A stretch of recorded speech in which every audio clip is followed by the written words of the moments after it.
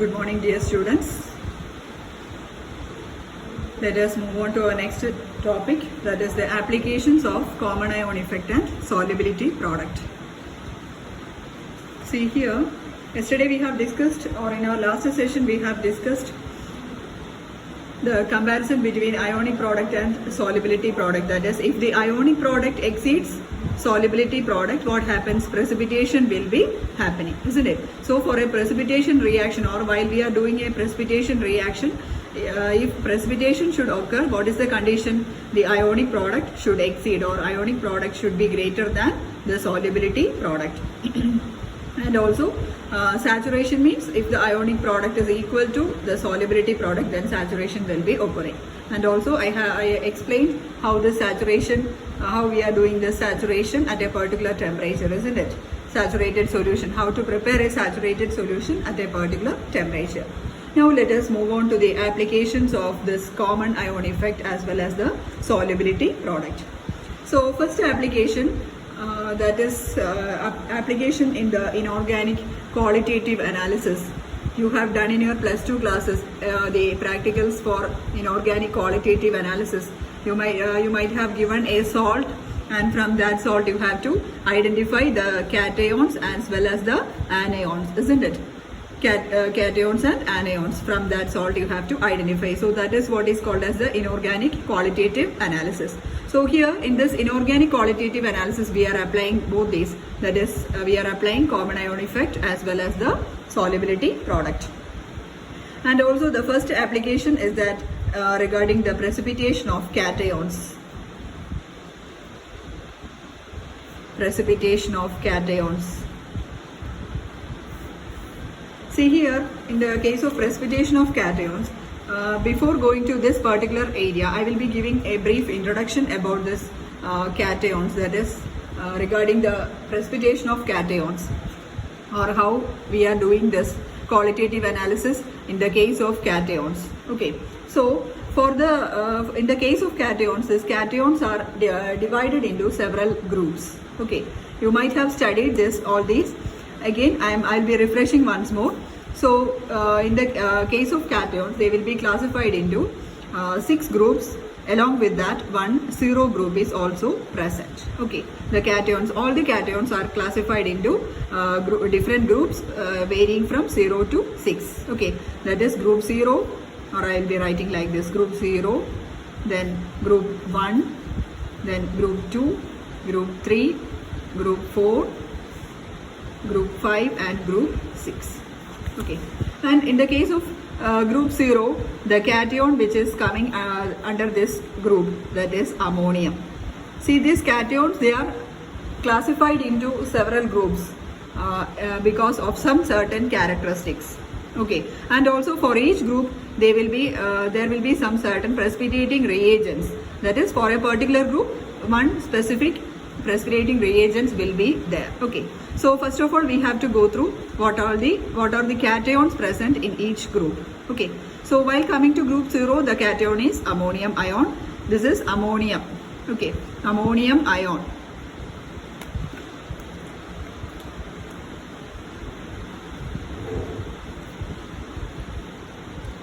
Ammonium ion, not ammonia. Ammonia is NH3. This is ammonium ion, NH4 plus.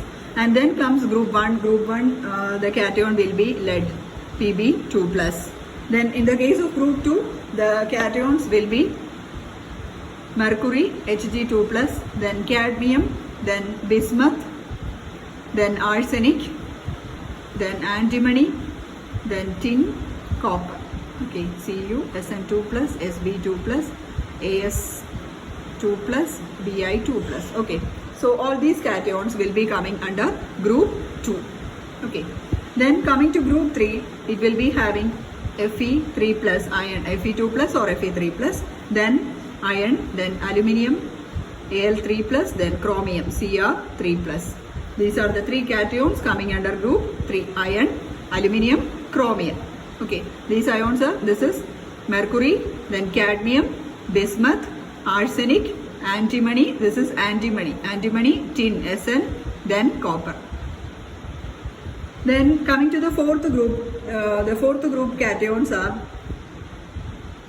cobalt, CO2 plus, nickel, Ni2 plus, then zinc, manganese.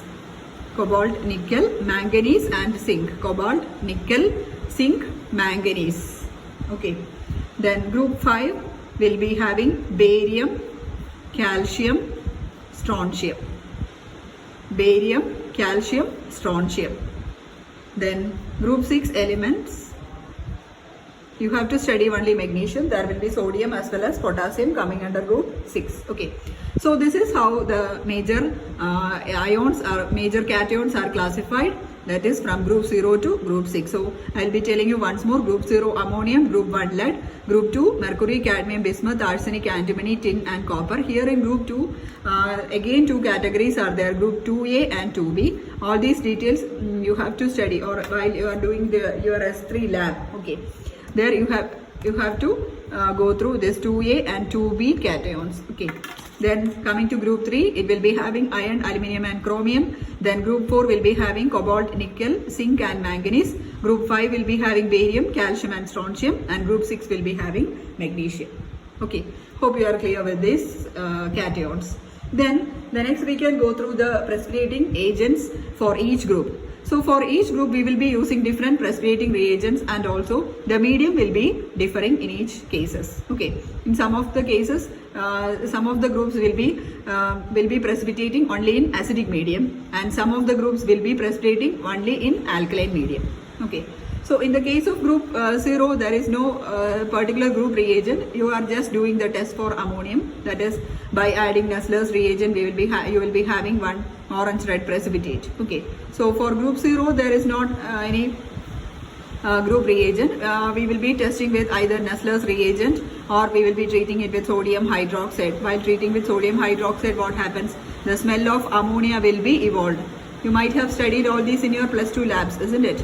So these are some of the characteristic tests for ammonium. That is by adding Nessler's reagent or by adding sodium hydroxide. Then the next one coming to group 1. Group 1 means lead. So lead will be precipitated with the help of the group reagent HCl. That is while we are adding dilute HCl to group 1. If in that particular salt lead is present, we are adding HCl. Then what happens? Lead will be reacting with HCl and lead will be precipitating as lead chloride. So there group 1 cations will be precipitating as corresponding chlorides. Okay. Group 1 will be, the group reagent will be HCl. This is the group reagent.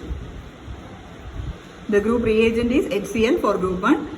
So it will be precipitated as chlorides. Then coming to the case of group 2. Group 2, the reagents are HCl and H2S. We are passing hydrogen sulfide over this particular solution. That is already the solution will be having HCl and to that solution we are passing H2S, hydrogen sulfide. You know, hydrogen sulfide has got a very strong smell of rotten eggs. Okay. So HCl and H2S again, if any of these ions are present in group 2, what happens? It will be precipitating as their corresponding sulfides. So group 2 cations if present, they will be precipitating as their corresponding sulfides. That is, this will be reacting with the sulfide S2 minus. Okay. And also see here the medium is acidic. We are having HCl in that particular solution or we will be adding some amount of HCl and to that we are passing H2S. So if group 2 ions are present or if group 2 cations are present, then it will be precipitating as their sulfides. Okay. Then coming to group 3, the reagents are ammonium chloride. Ammonium chloride we are adding as solid and ammonium hydroxide.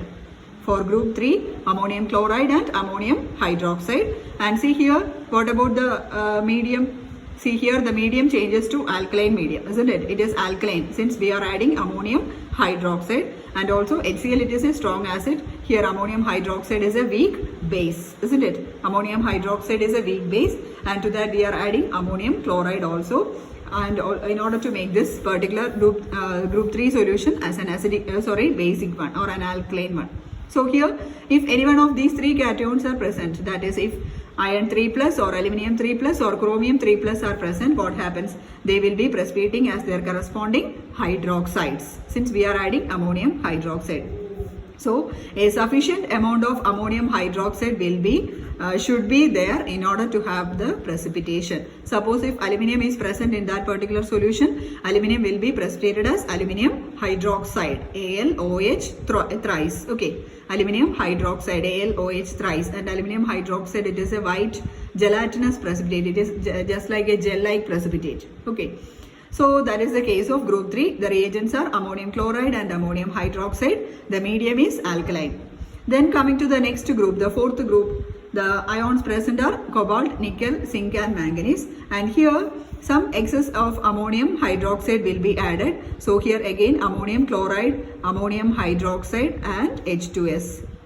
Okay, the medium is alkaline, and to that we are adding H2S also. So the group reagent of fourth group is ammonium chloride, ammonium hydroxide and H2S. Again, this fourth group will be precipitating as their corresponding sulfides.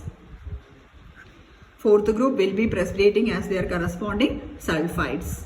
Okay, so if zinc is present, zinc will be precipitated as zinc sulfide. Manganese, then it will be manganese sulfide. Here the medium is alkaline since ammonium chloride and excess ammonium hydroxide is added. Then coming to the case of group 5, the reagents are ammonium chloride, ammonium hydroxide and ammonium carbonate. Ammonium chloride, ammonium hydroxide and ammonium carbonate, NH4 twice CO3. Okay, for group 5. And again, in the case of group 5, the cations are barium, calcium and strontium. Here this ions, if this barium is present, it will be precipitated as barium carbonate or strontium carbonate, or it can be calcium carbonate. So group 5 cations if present, they will be precipitated as carbonates. Then coming to the case of group 6, there is no specific reagent for group 6, but for magnesium we will be adding disodium hydrogen phosphate along with disodium hydrogen phosphate along with sodium hydroxide for testing the presence of magnesium along with sodium hydroxide. So we will be having a crystalline white precipitate, white crystalline precipitate for magnesium. Okay, so this is the case of group 6. We are adding disodium hydrogen phosphate plus sodium hydroxide, so we will be obtaining one white crystalline precipitate.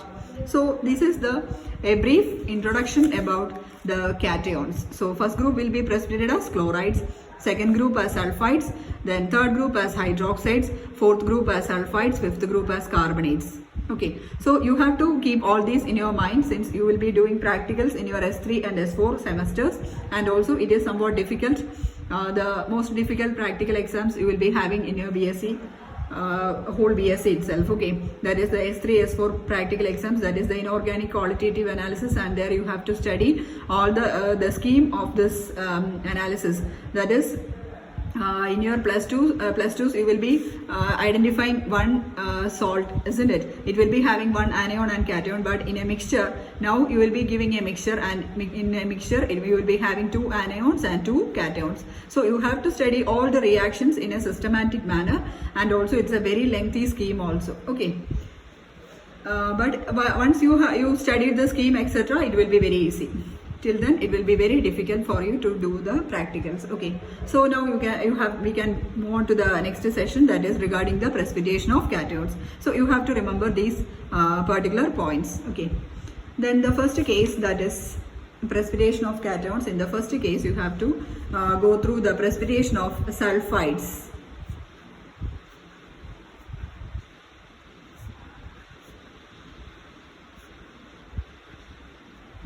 Precipitation of sulfides. See here, in the precipitation of sulfides means what all groups are coming there? Group 2 and group 4 will be precipitating as their sulfides, isn't it? Group 2 and group 4. So here in the case of precipitation of sulfides, we are adding HCl and H2S, isn't it? So HCl will be ionizing as H plus Cl minus, and H2S will be ionizing as 2H plus S2 minus. Okay, HCl will be ionizing as H plus and Cl minus, and this H2S will be ionizing as 2H plus S2S. And also while considering the case of H2S, it is a weak acid.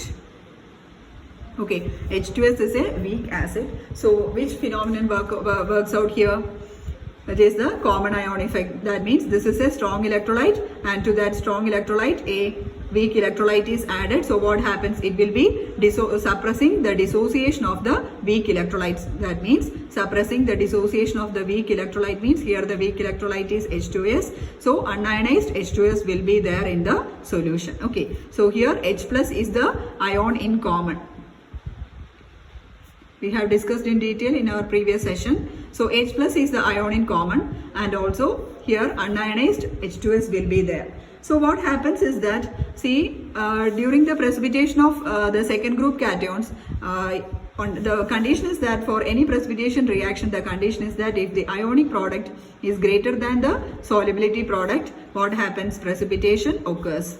So here, even here due to common ion effect, what happens? The suppression of the dissociation of H2S takes place, isn't it? That means the dissociation of H2S is suppressed, or that means unionized H2S will be there in that solution, isn't it? Some unionized H2S will be there in the solution. Even though that is the case, a very small amount of H2S will be ionized, isn't it? That is, some amount of S2 minus will be there in that particular solution, isn't it? Some amount of S2 minus, that is a very small amount of S2 minus will be there in that particular solution. And even with that small concentration of S2 minus, what happens? The ionic product exceeds the solubility product. Okay, even that very small concentration of S2 minus itself, what happens? The ionic product exceeds the solubility product. Therefore, we can say that the precipitation will happen there. That is, the group 2 cations will be precipitated as their corresponding sulfides even at the very low concentration of this S2 minus. Okay, here the dissociation is suppressed due to the common ion H plus. So more of unionized H2S will be there. Even though that is the case, some amount of S2 minus will be there in the solution, and even at that very low concentration of S2 minus, what happens? The ionic product exceeds the solubility product, or even at that very small concentration, precipitation occurs. Okay, so that is the case of group 2 cations. Then coming to the next case, that is group 4 cations. See, group 4 cations means it will be having ammonium chloride, ammonium hydroxide and H2S, isn't it? So even though we are adding H2S and HCl, if that particular solution, if it is having group 4 cations also, it will not get precipitated in group 2 itself. Suppose if zinc or manganese are present along with this cadmium or bismuth. But what happens is that this group 4 cations will not precipitate in group 2. Okay, group 4 cations will not get precipitated in group 2 because of the very low concentration of S2 minus. Okay, so at very small concentration, group 2 cations will be precipitating, and even at some higher concentration, what happens? Group 4 cations will be precipitated. Okay, if S2 minus have got a higher concentration, then what happens? Group 4 cations will be precipitating. So at a smaller concentration, group 2 cations will be precipitated. So how will you get this higher concentration of S2 minus? For that, we are changing the medium, that is, we are adding ammonium chloride, ammonium hydroxide and H2S. Okay, so for group 4, the reagents are ammonium chloride, ammonium hydroxide and H2S.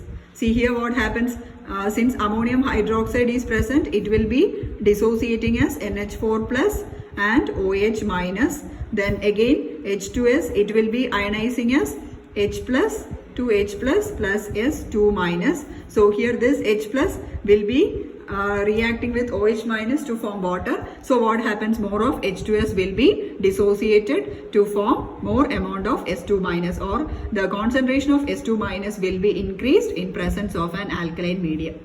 Hope you are clear. See here in group 4, this is the case of group 4 cations and this is the case of group 2 cations. Okay, in group 2 the medium is HCl and in group 4 the medium is ammonium hydroxide. That is, one has got an acidic medium. Group 2 it is precipitated in acidic medium and group 4 it will be precipitated in an alkaline medium.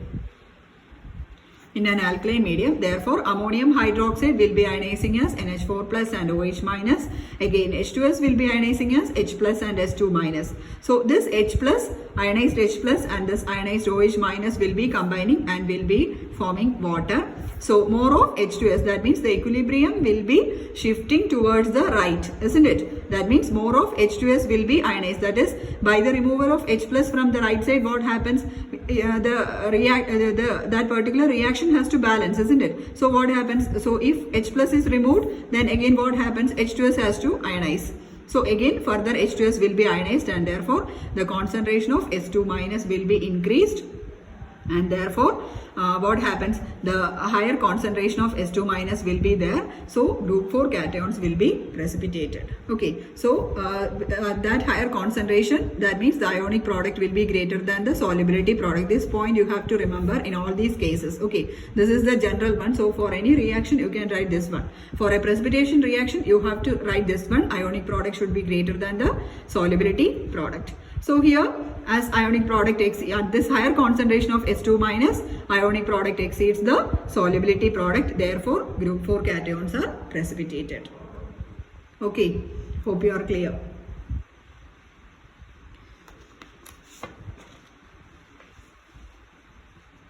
Then the next is precipitation of cadmium sulfide.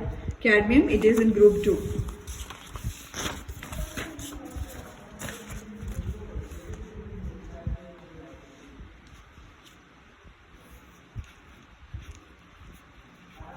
Precipitation of cadmium sulfide.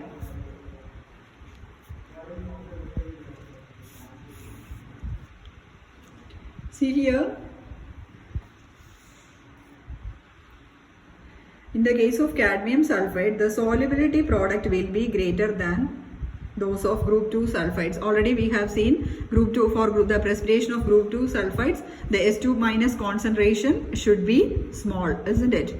But in the case of cadmium sulfide, if cadmium is given, normally if cadmium is given, the salt will be in an yellow color. Okay, so colored salts won't be given for your experiments. So if cadmium sulfide is present, the solubility product of cadmium sulfide is a little bit greater than the other group 2 sulfides. So what we have to do is the sulfide ion concentration should not be very low. That is the addition of HCl. That is we are doing this group 2 cations in the medium HCl, isn't it? So while adding HCl, it should not be in excess.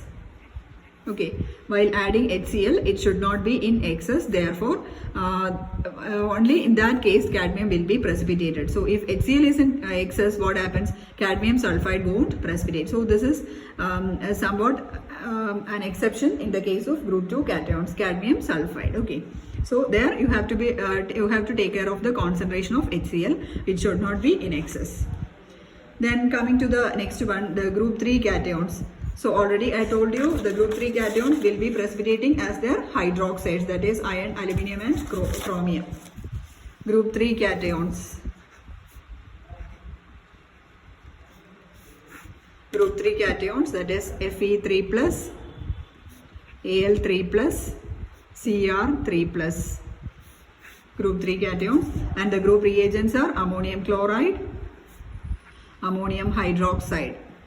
Ammonium chloride and ammonium hydroxide. See here also the for these cations to get precipitated, what is the condition? The ionic product should exceed the solubility product, isn't it? So see here we are adding ammonium hydroxide and ammonium chloride. So you have to write down the reaction also.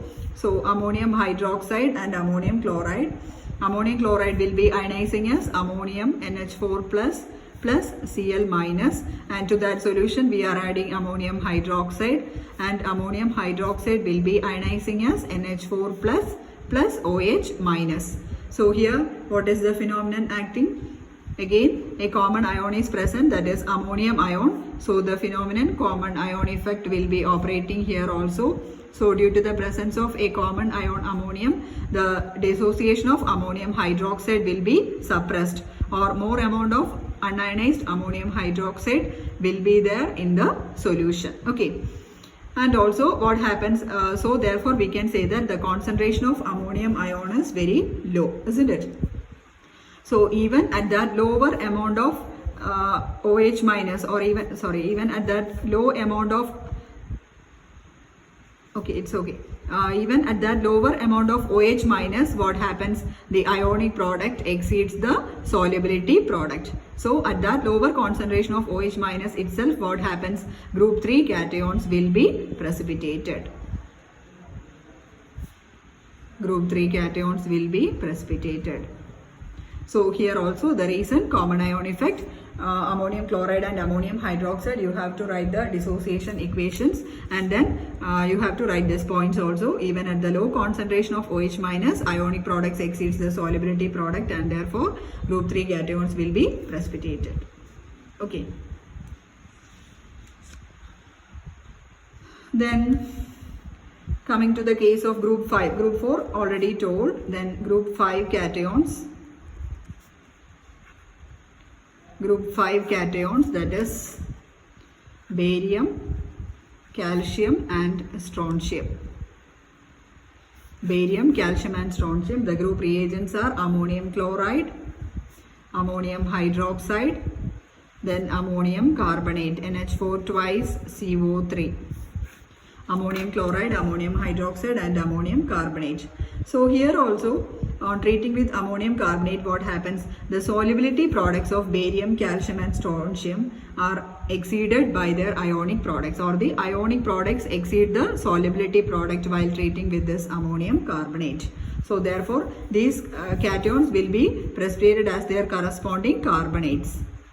So while reacting with this carbonates, what happens? The ionic product exceeds the solubility product. Again, that is the reason here also. Okay. So this is about the precipitation reactions. Okay. So you have to study this in detail. The precipitation of all these cations. Okay. Starting from group 1 to group 5. You have to study it thoroughly. Okay. So in the next session, I will be dealing with the microscale analysis as well as the green chemistry approach. That means it is a microscale analysis. It is a part of green chemistry, and we can go in detail in that video. Okay. Thank you and have a nice day.